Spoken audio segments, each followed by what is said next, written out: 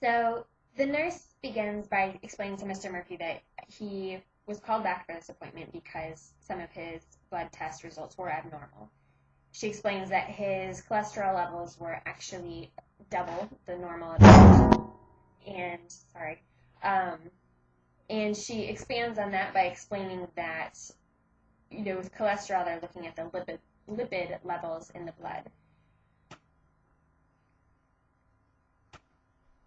She explains that lipids, which are just fats, they're looking at the fat levels in the blood, and that there is good fat, which is the high density fat, and that carries cholesterol into the cells, and that there is bad fat, and the bad fat is low density fat, and what that does is creates plaque buildup in the arteries, which platelets will stick to and then cause blood clots.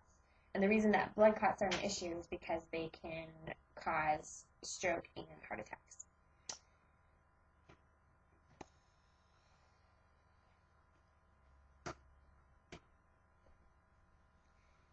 So she also explained that he has borderline high blood sugar levels, and they really need to watch that closely and try to manage that, because if not managed, then that can actually lead to diabetes.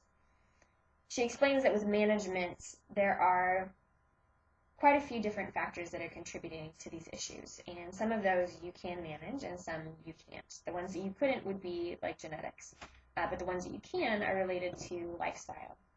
So really the point of their meeting is so that the nurse can get a picture of what Mr. Murphy's habits are, and then kind of go from there to figure out what they can do to, alleviate these issues. So she begins by telling him that she's going to be asking about his diet.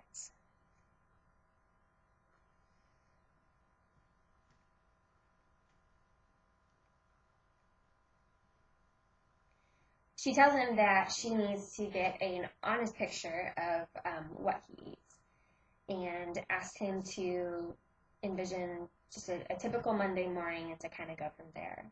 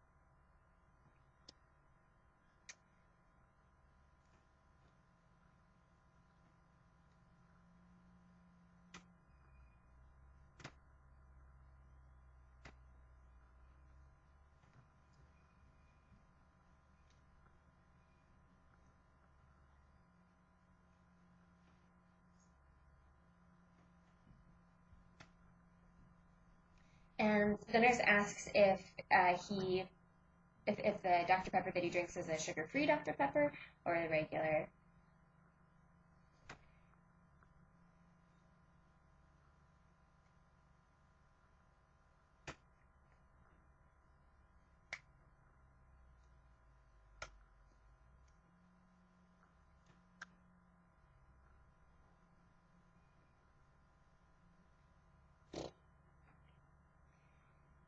The nurse asks if he ever eats any vegetables along with those meals.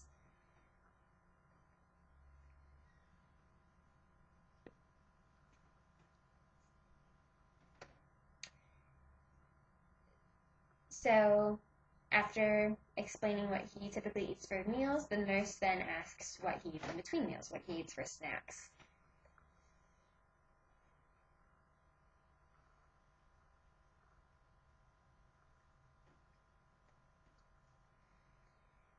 The nurse asks if those are snacks that he has every day.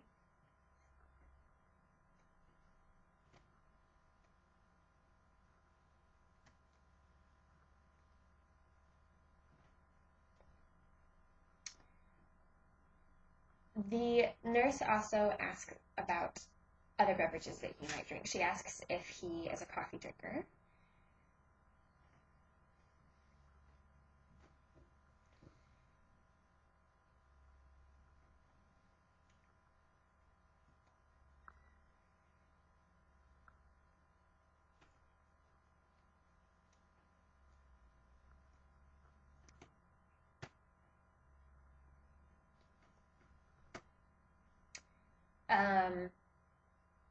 And then the nurse moves on to ask Mr. Murphy about his exercise habits.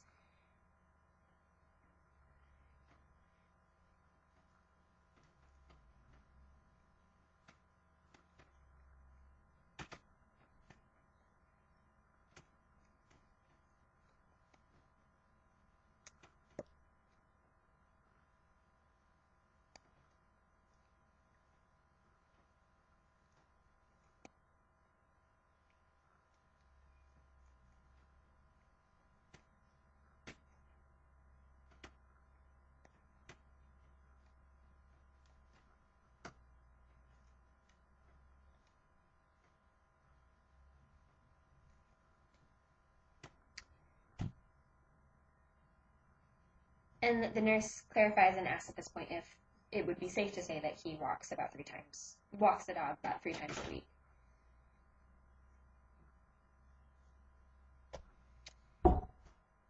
The nurse also asks about asks if he uses any sort of tobacco products.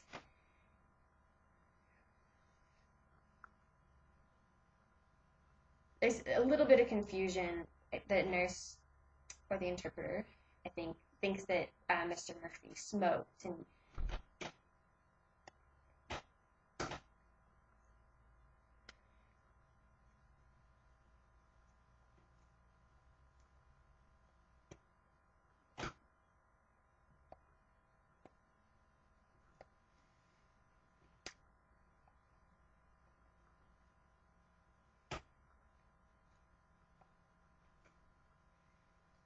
so the nurse asks if it would be safe to say that he chews about 2 to 3 times a day.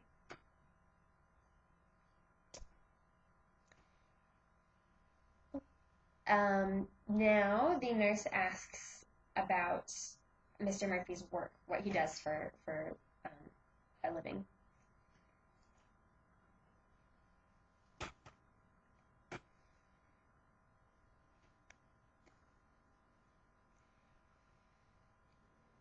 She asks about his typical work week.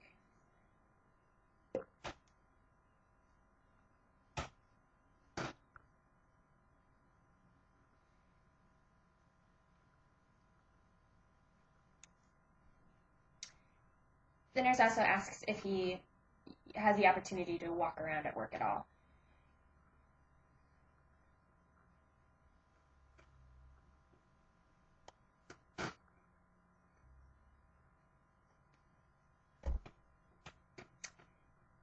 So at this point, the nurse confirms that there are quite a few lifestyle adjustments that Mr. Murphy needs to make.